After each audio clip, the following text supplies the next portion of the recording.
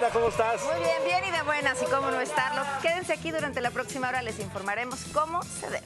Exactamente, porque esto es parte de lo que ustedes y nosotros vamos a platicar el día de hoy aquí en Deprisa y Corre. INE retira candidatura a Félix Salgado Macedonio. No presentó gastos de precampaña. México rebasó las 200,000 muertes por COVID-19. Se prevé tercera ola de contagios. Tomás Yarrington, exgobernador de Tamaulipas, se declara culpable en Estados Unidos por lavado de dinero. Sin rastro de Wendy Sánchez, se cumplen casi 3 meses de su desaparición. Es viernes y Manolo nos trae las notas más divertidas en el Manólogo. Fue sepultada Wendy Jocelyn, de 16 años, quien había desaparecido desde el 20 de marzo en Zonacatlán, Estado de México, y fue hallada 2 días después en un canal de aguas negras. En su sepelio, sus compañeros de clase, esta imagen que es brutal y desgarradora, cargaron el féretro al Panteón de Santa María Tetila. Familiares decidieron que el día de su desaparición, Wendy Jocelyn recibió una llamada y salió de su domicilio. Después ya no volvieron a saber de ella. La Fiscalía del Estado de México ya tiene una línea de investigación. Y entre otro terrible caso, entre los límites de Nayarit y Jalisco, también desapareció Wendy, una artista plástica de 36 años de edad que se dirigía a visitar a su familia a Guadalajara. Tras 2 meses y medio sigue su búsqueda. Ya tenía 2 años, casi 3 años viviendo allá.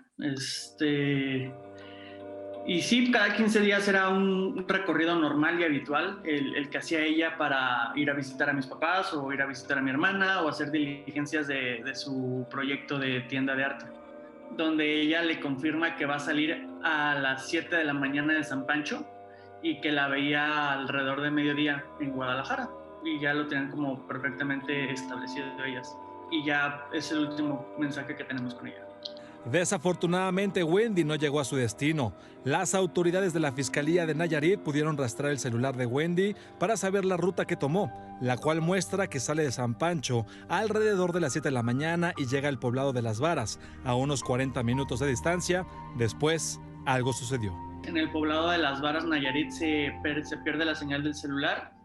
Y de hecho, al día siguiente, el domingo, se vuelve a prender el equipo celular ahí mismo en Las Varas durante 10 minutos y lo vuelven a apagar. Esta es la última fotografía que hay de la camioneta que conducía Wendy, una Jeep Cherokee blanca año 2005, que fue captada por las cámaras de seguridad de uno de los lugares por los que pasó en su trayecto. El último lugar donde vemos la camioneta pasar, por así decirlo, es en Las Varas. No llega a...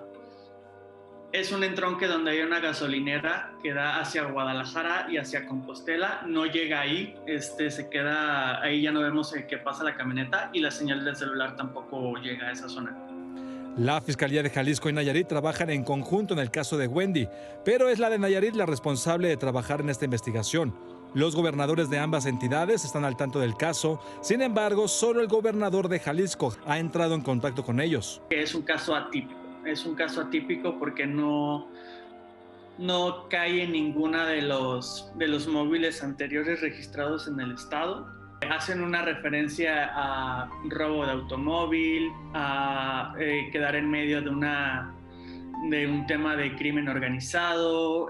Se descartan todos esos móviles y toda esta historia reciente de Nayarit, que, como lo sabes, fue terrible. Lo han dejado a un lado porque no encaja. ¿Por qué? Porque no encontramos ni la camioneta, no encontramos ni las pertenencias, no encontramos a mi hermana. Junto con Baruch y su familia participan en esta investigación un colectivo llamado Guerreras en Búsqueda de sus Tesoros, un grupo de madres que intentan encontrar también a sus hijos desaparecidos en el estado de Nayarit. En total, son 34 personas a las que buscan cada que salen a pegar carteles con la esperanza de encontrar tan solo a uno de ellos. Es una exigencia de verdad y justicia. Queremos que Wendy regrese sana y salva a casa. Queremos saber qué es lo que sucedió. Queremos entender el por qué sucedió. Y los siguientes pasos va a ser seguir haciendo nosotros como familia lo mismo. Todo este tipo de cosas las vamos a hacer hasta que tengamos información. No vamos a parar. Para Imagen Televisión, Irán Hurtado.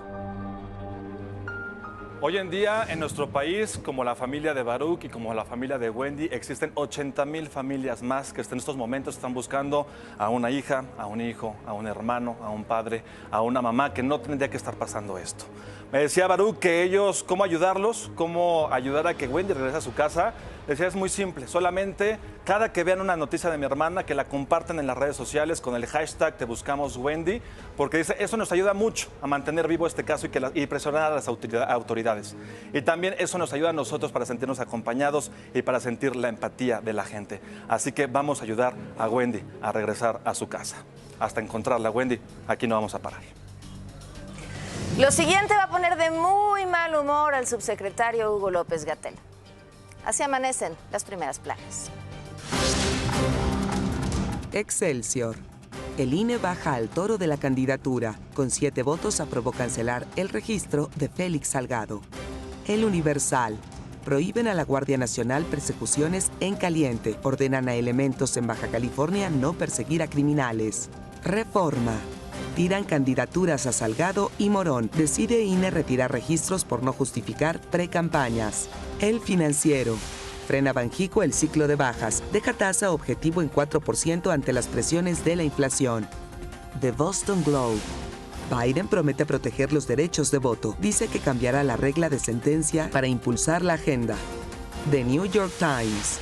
Biden se encaja con el Partido Republicano sobre las licitaciones de la ONU para limitar los derechos de voto. El País.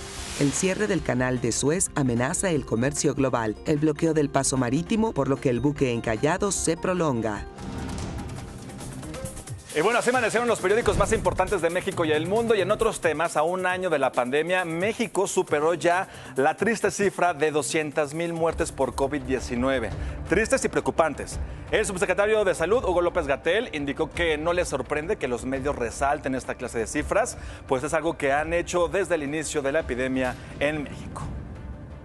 Cuando llegamos a 30,000, lo pusieron. Cuando llegamos a 50,000, lo pusieron. Cuando llegamos a 100,000, lo pusieron. No sería de extrañar que a 200,000. Parece que hay una afición por los números redondos. Cada vez que se completa una cifra, les gusta ponerlo. Ha habido también en estos medios y en varios otros de televisión, de radio, esta afición por concentrarse en el lado más triste de la epidemia.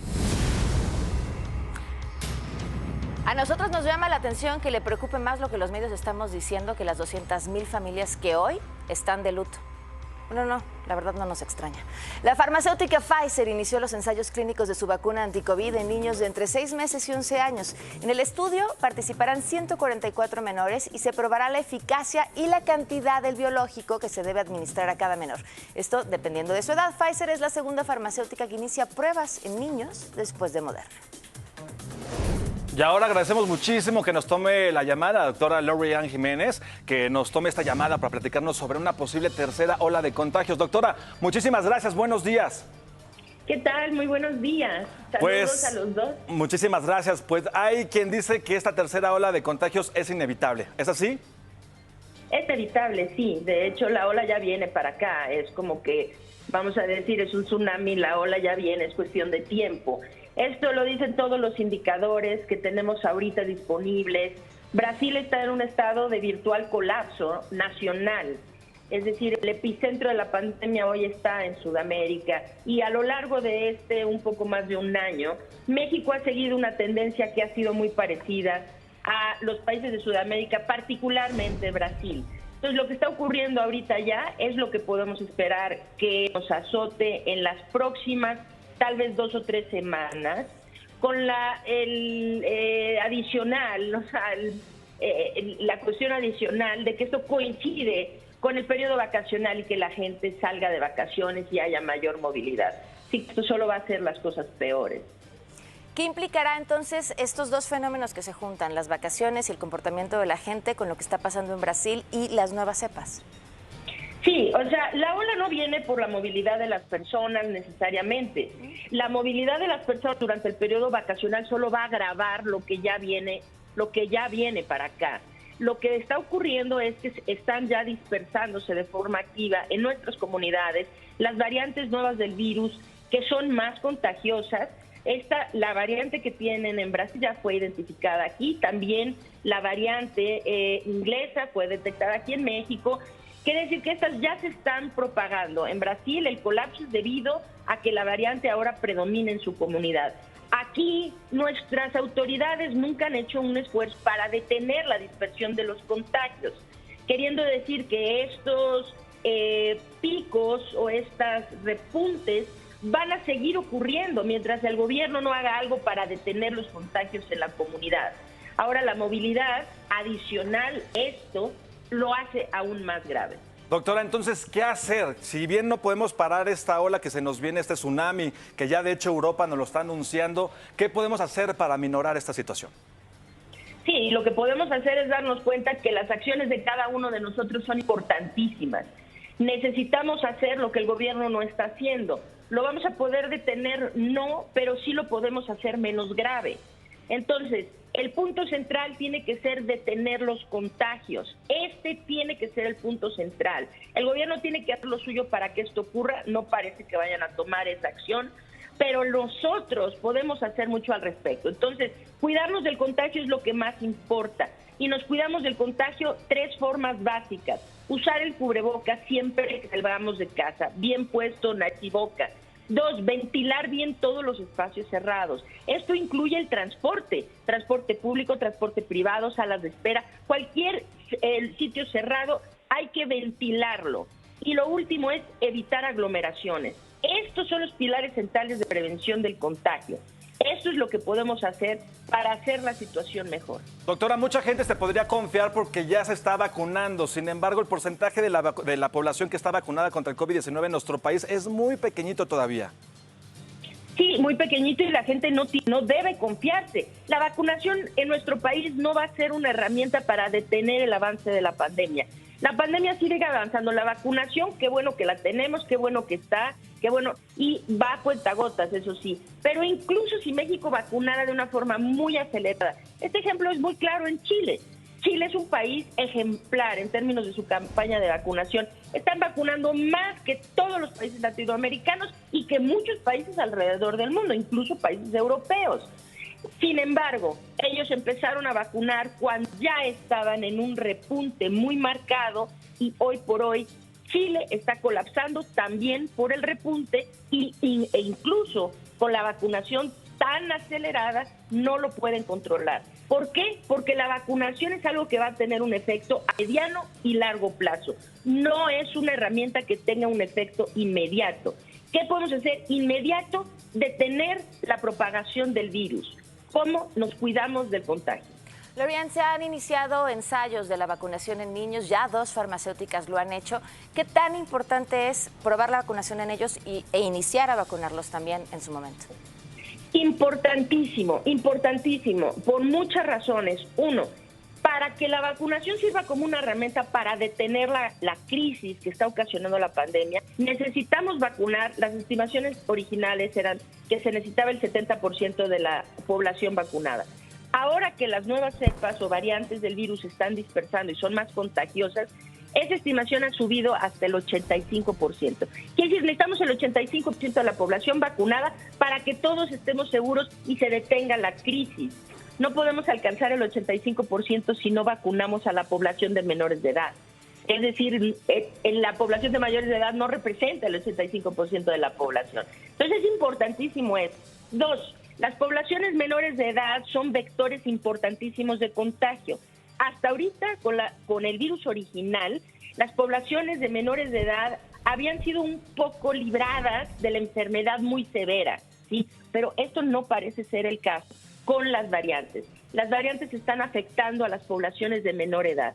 Proteger a los niños ahora sería algo indispensable, tanto para detener la propagación del virus entre la población en general, como para evitar esto que parece que se podría venir, que es empezar a ver lo que no hemos visto hasta ahora. Niños muy enfermos, intubados, graves, muriendo. Lorian, muchísimas gracias por tomarnos la llamada. Claro que sí, al contrario, un placer estar en el programa. Muy buen día. Buen día. Gracias.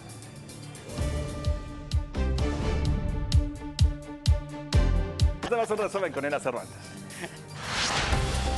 La Comisión Nacional de los Derechos Humanos señaló que la Secretaría de la Defensa Nacional ocultó información a las autoridades que investigan la desaparición de los 43 normalistas de Ayotzinapa. El organismo anunció que revisará la recomendación emitida por la administración anterior al considerar que revictimizó a los normalistas al vincularlos con el tráfico de drogas.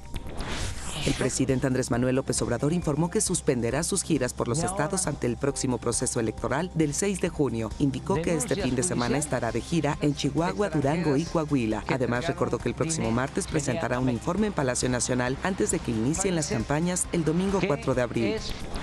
La jefa de gobierno Claudia Sheinbaum dio a conocer que los jueces Federico Mosco González y Luis Alejandro Díaz Antón, quienes dejaron libre al presunto asesino de Abril Pérez, fueron cesados de sus funciones por el Consejo de la Judicatura. Refirió que ambos no tuvieron perspectiva de género al momento de juzgar y no reconocieron que Abril estaba en peligro.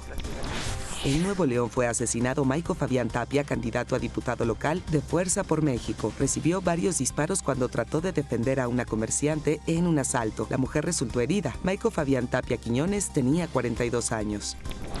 De acuerdo con la ONU, el cártel de Sinaloa podría tener presencia en Venezuela. En el informe anual de la Junta Internacional de Fiscalización de Estupefacientes, se señaló que estarían cooperando con la guerrilla colombiana y tendrían contacto con el Ejército de Liberación Nacional en el estado de Suila, cerca de la frontera con Colombia. Esta zona es conocida por la fabricación de cocaína. El presidente de Estados Unidos, Joe Biden, advirtió que China no se convertirá en la primera potencia mundial durante su mandato. En su primera conferencia de prensa desde que asumió el cargo, Biden aseguró que el presidente chino Xi Jinping no tiene un solo hueso democrático en su país.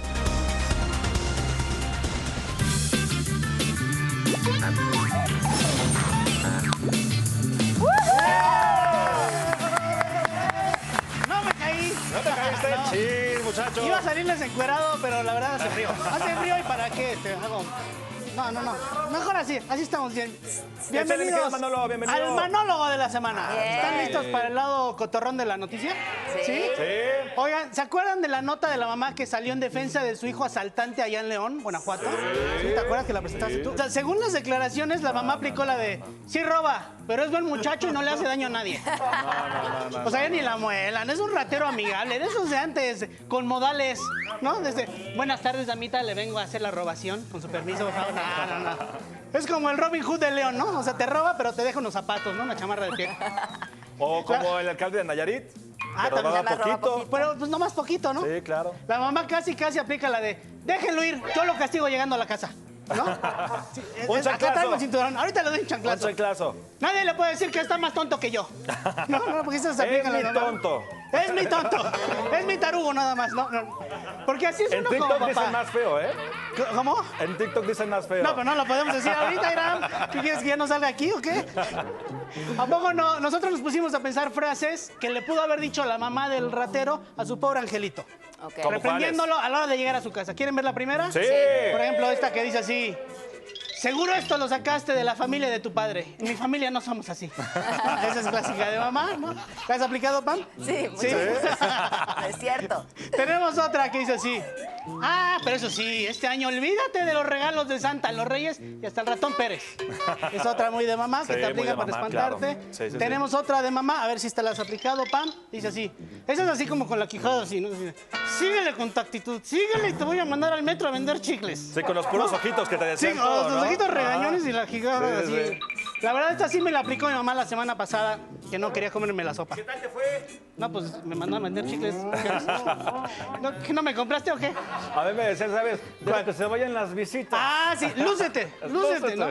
Es que las generaciones de ahora ya no responden a eso. Tú les dices, tienes 1, 2, y empiezan 3, 4, 5, 6. ¿Todo bien en casa, pa?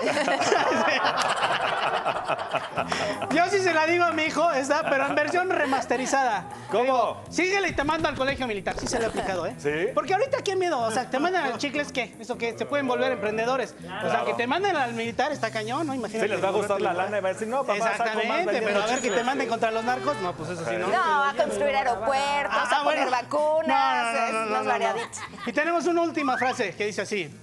Deja que salga tu papá del reclusorio y te va a dar tus cinturonazos. Esa se la pudo haber aplicado a la mamá, ¿no? Sí. Oigan, por otro lado, ayer le aplicaron la vacuna a mis papás. Ya les tocó. Felicidades. Aplausos. Qué tranquilidad, mi querido Manolo. Sí, cañón. Súper bien. La verdad estaban sorprendidos de lo bien organizados que estaban y amable todo el mundo. Un aplauso a todas las personas que tienen. Muy bien, se están rifando. Pero ¿saben qué? Estaba lleno de gente. Parecía el Auditorio Nacional afuera del concierto del reencuentro de los hermanos Carrión. Puros así. De mocedades. Puros, ándale, tú sí sabes, Irán. Acá los millennials no le entendieron al chiste. Ok, está los bien. conocen. Oigan, pero hay buenas noticias para todos los chillones que no nos gustan las inyecciones, como tú, Cristian. ¿O sí te gustan? ¿Sí? Pues pásenle a dar su inyección. No. Me la puedes poner. Oravax va a empezar a hacer pruebas de una vacuna contra la COVID en forma de píldora. Órale. Sí. Menos mal que será píldora en otro método. Imagínate que llegas al doctor y te dice, oiga, le tengo una buena y una mala noticia. Ajá. La buena es que la vacuna ya no es inyectada. ¿Y luego? La mala es que viene en forma de supositorio. Pues como la China. ¿Como la China? Sí. Claro, cuando te venían acá, ¿no? Sí. Lo dice por experiencia, se fue a China. Cristian quiere 10 dosis. Quiere 10 dosis, se va a salvar de piquetito. Bueno, técnicamente es otro tipo de piquetito, pero le va a gustar. O sea, le va a gustar que ya se va a sentir bien, que no se va a enfermar. Oigan, ya para acabar, en otras noticias, Trump anunció que está por lanzar su propia red social. ¡Órale! Sí, va a ser como el Mark Zuckerberg, pero en tonto. ¿Pegó? Así con el look de Mark Zuckerberg. No es Luis Miguel, es Trump. Y es que después de haber sido suspendido permanentemente de Twitter y Facebook, dijo, pues yo armo la mía. ¿Quién dijo miedo? O sea, lo dijo en inglés, ¿no? Pero dijo eso, ¿no? ¿Cómo lo dijo? Pedrito, ¿cómo diría eso en inglés? Es que no es nuestro traductor aquí, el Pedrito, ¿no? Hoy no vino, dice. Oigan, ¿se imaginan qué pasaría si a un expresidente mexicano le quitaran sus cuentas? Por ejemplo, Fox. Okay. Imagínense, sacaría el Foxbook, que sería como el Facebook, pero lleno de chistes de tío incómodo, ¿no? Sus frases cotorronas, así como de la clásica de ¿cómo si te vas? Pero con el piolín. Y con alusiones a la marihuana. Espérate, no me quemen los chistes, Irán. ¿Otra vez? O incluso con publicaciones de vendo brownies vegetarianos. Entrego afuera del metro Chabacano, precio inbox. Gracias, Irán. Ese fue el monólogo de la semana. La próxima semana lo da Irán. Nos vemos. Hacemos una pausa, pero regresamos con mucho más información. La cancelación de la candidatura de Félix Salgado Macedonio a la gubernatura de Guerrero por Morena. Todos los detalles nos los tiene Pamela Cerrera. No se vayan, continuamos con más. En información así express, el exgobernador de Tamaulipas, Tomás Yarrington Rubalcaba, se declaró culpable de un cargo de lavado de dinero de instrumentos monetarios este jueves durante una audiencia que se celebró en una corte federal de Estados Unidos. El exmandatario estatal reconoció haber recibido más de 3.5 millones de dólares en sobornos ilegales que usó para la compra de propiedades de manera fraudulenta en Estados Unidos. Fue un buen arreglo, tenía más de 10 cargos en su contra. Volvemos en Episodio. Y ya estamos de regreso con mucho más información aquí en DPC. Gracias por continuar con nosotros. Mientras tanto, les platico rápidamente. La Fiscalía General de Puebla informó de la detención de José Elías Medel, quien se mostraba con su hija de apenas 11 añitos de edad, exhibiéndose en la intimidad de la menor. Está acusado por el delito de pedofilia. Este sujeto buscó ser candidato a una diputación local en Puebla por el partido Movimiento Ciudadano. Pero cuando se dieron a conocer estas imágenes, Movimiento Ciudadano, este partido, canceló su registro. Continuamos con más.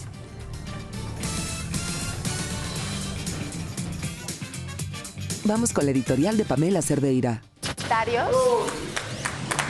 Que se sienta que es viernes, chicos. A ver, ¿cuál estreno de Netflix ni que 8 cuartos? ¿O cuál rating de final de viernes de telenovela? Es que esa creo que es una referencia que una gran cantidad de gente que tiene 30 o menos ya no la entendió. El que tuvo ayer así, rating, la sesión del INE. Lo que ya es, ya es de llamar la atención, porque las sesiones del INE son larguísimas y aburridísimas. Pero ayer, ya por la noche, los y las consejeras votaron por retirarle la candidatura a Félix Salgado Macedonio.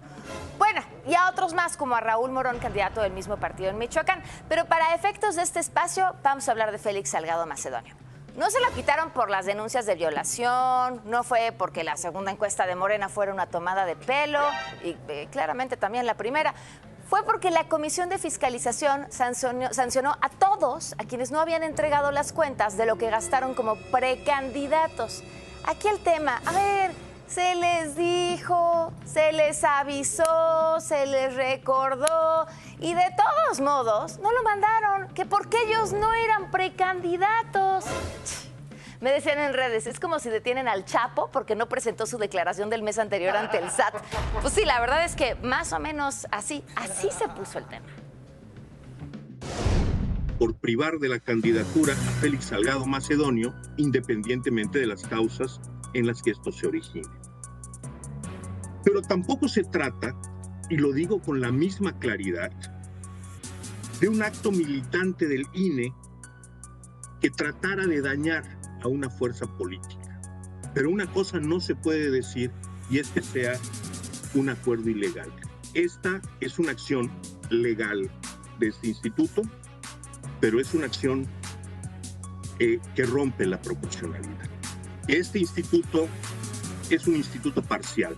El desarrollo democrático de este país pase por demoler los 40 años de construcción democrática que este instituto significa, para dar lugar al instituto, para darle al pueblo elecciones sin fraude o alguna otra ocurrencia de esta naturaleza.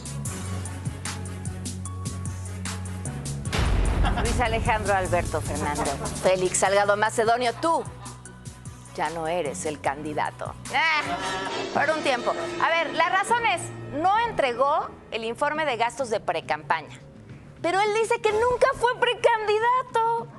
No inventen, o sea, aunque la encuesta de Morena diga que sí, en su Facebook tenía videos y dijo, ese no soy yo. Ay. Cuando hablaban del toro decía, están hablando de un animal. Pues sí, o sea, sí, pero si eras tú. Aquí me pregunto lo siguiente, o sea, ¿era tan difícil presentar el reporte? ¿No la vieron venir? ¿O el escándalo también les viene de utilidad para seguir sembrando el discurso de victimismo? Acaban de ver justamente ahí lo que publicó en su Twitter esta mañana, digo en su Facebook justamente esta mañana, diciendo que pues esto se va a arreglar en el tribunal. El asunto no termina aquí. Les decía, la decisión final la tiene el Tribunal Electoral y ahí sus sentencias son inapelables. ¿Cómo fallará el tribunal? Chan, chan, chan, chan. Hizo una encuesta en Twitter que tiene el mismo rigor que las encuestas de Morena y eso sí más transparencia que la que llevó a Salgado Macedonio a convertirse en candidato. Y la encuesta va así. Así es como ha respondido la gente. El 72.2% cree que, pues claro, el tribunal le va a regresar la candidatura. Sí. Por eso apuesto yo. ¿Aquí quién apuesta que no? Que el tribunal se mantiene firme. ¡Qué ilusos! ¡No sean ilusos! ¿Tú, Cris? Ay, confías en el tribunal. El tribunal va a tener que decidir, pero también tendrá que explicar el porqué de su decisión. Eso será lo que habrá que seguir de cerca. En esas cosas raras que solo pasan en México está la historia de las vacunas misteriosas. Está más telenovelero que lo de Salgado. Agarran unas vacunas porque las hieleras en las que venían les parecieron sospechosas.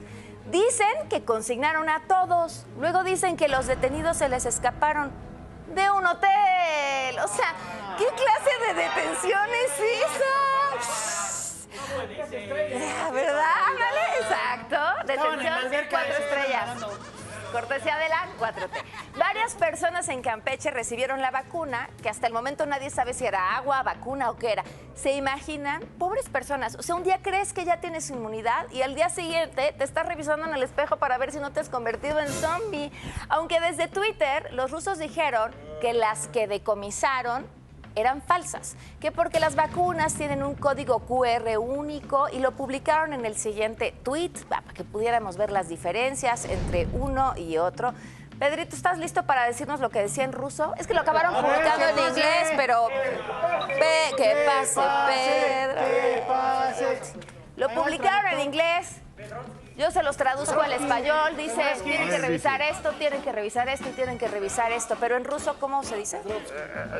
Struski suben, strujan, bajan, sofroski. Graciansky. Adioski. Eso. Oigan, pero ahí van otra vez las dudas. ¿Por qué nadie ha dado con el empresario para preguntarle en dónde las compró? ¿Qué hacían los detenidos en un hotel? O ¿No se les ha ocurrido hacerle unas pruebas de anticuerpos a las personas que la recibieron? Eso sí, si a los de la vacuna los hubieran agarrado en Ecatepec con un churro, esos sí seguirían detenidos, ¿verdad? Eso sí. En datos nada alentadores, ayer se superó la cifra de 200,000 personas que han fallecido de COVID-19 en México. Sabemos que en realidad son más, pero esta es la cuenta oficial, aquella que esperaba como un escenario catastrófico a 60,000. ¿Y saben qué? Poco importa de quién ha sido la culpa, cuando una parte de ti, ese ser que vivía en tu corazón, ese ser querido que ya no está, no regresará nunca. Abrazamos fuerte desde aquí a todos ustedes por sus pérdidas, por los momentos de desesperación e incertidumbre. Todos estamos en esta y saldremos todos de esta. Y para cerrar, el muro de la vergüenza. ¿Ahora quién? A ver, esta semana pusimos a Naya por aquello de las caguamas. Se ve que molestó a todos muchísimo. Pusimos un cachito del avión presidencial, porque ¿qué creen? Resulta que todavía hay quien se lo sacó y le dieron el avión. O sea, ni el dinero no le ha llegado. Literal, les dieron el avión. Y la última, Abelina López. Es que esta mujer fue la que en el 2020... pues nos confesó así en el Congreso sus actos de corrupción. Tuve que dar la módica cantidad de 20,000 pesos para que la corrupción del sistema permitiera solicitar al juez el juicio abreviado. Son ignorantes porque no saben del procedimiento. Ignorantes, no saben cómo hay que aceitar a la justicia. Bueno, ahora va a ser candidata a la alcaldía de Acapulco. No podían haber escogido mejor lugar, ¿verdad? Y van a decir por qué no puso a Félix Salgado Macedonio, que incluso se negó a sí mismo. Es que ahora el muro se llama el muro de la vergüenza. Félix Salgado Macedonio. La próxima semana le ponemos su placa. La patrocina, ¿no? No le hemos puesto la placa porque estamos en la austeridad republicana, pero para la próxima semana le armamos una muy bonita. Hacemos una pausa, pero regresamos con más aquí en De Pisa y Corre.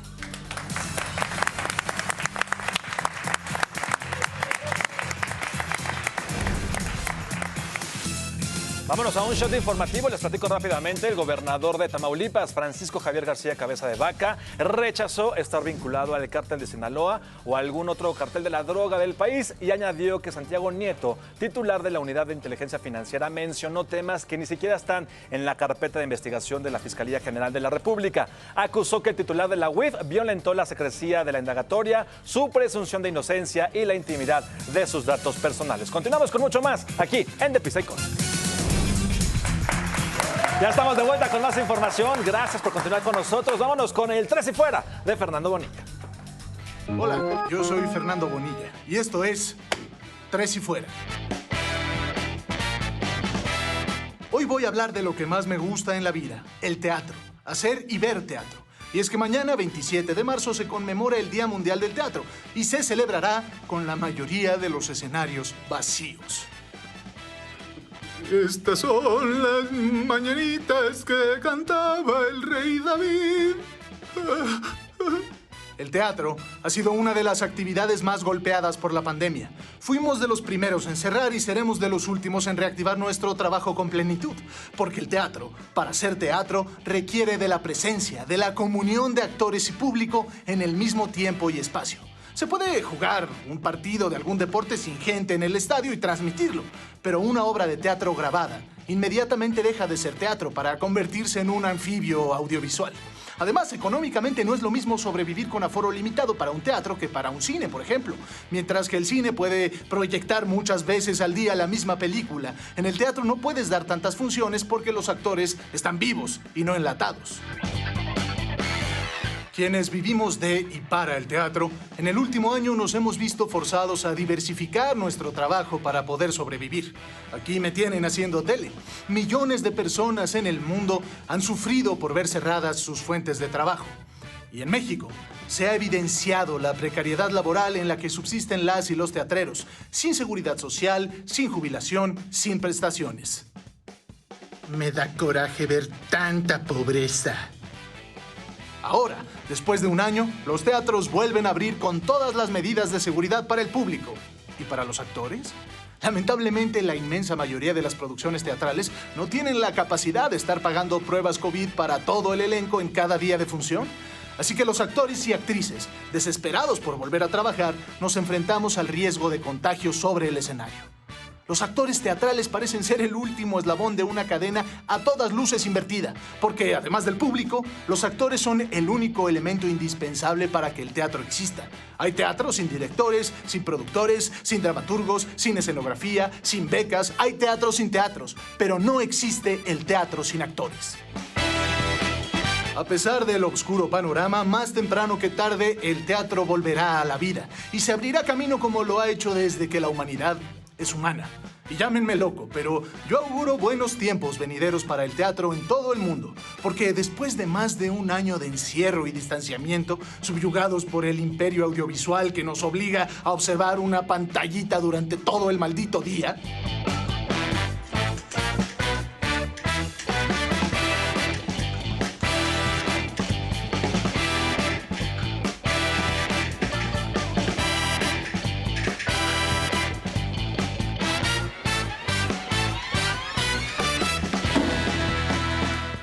buscaremos con desesperación el contacto humano.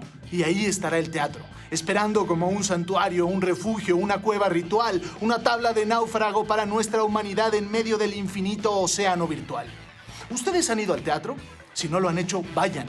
Si les toca una mala experiencia, sigan intentándolo. Tarde o temprano se encontrarán con algo que les cambiará la vida. Porque si la medicina salva vidas, el arte hace que valga la pena vivirlas. Yo soy Fernando Bonilla y esto fue Tres y Fuera. Qué bonita frase con esto que nos dice Fer Bonilla. Vamos con más información con Nina Cervantes. En la conferencia mañanera de este viernes, el presidente Andrés Manuel López Obrador continuó con la defensa de su reforma eléctrica. Aseguró que las modificaciones a la ley son para evitar la corrupción. Ahora estamos poniendo orden y ya no queremos que sigan robando, para decirlo de manera clara. Y ellos no quieren dejar de robar. Y ese es el asunto. Tras realizar un recorrido por el Instituto de Educación Media Superior Álvaro Obregón, que está en proceso de construcción, la jefa de gobierno Claudia Sheinbaum dio a conocer que la obra estará lista en junio. Aseguró que esperan regresar a clases presenciales en todos los niveles para el próximo ciclo escolar.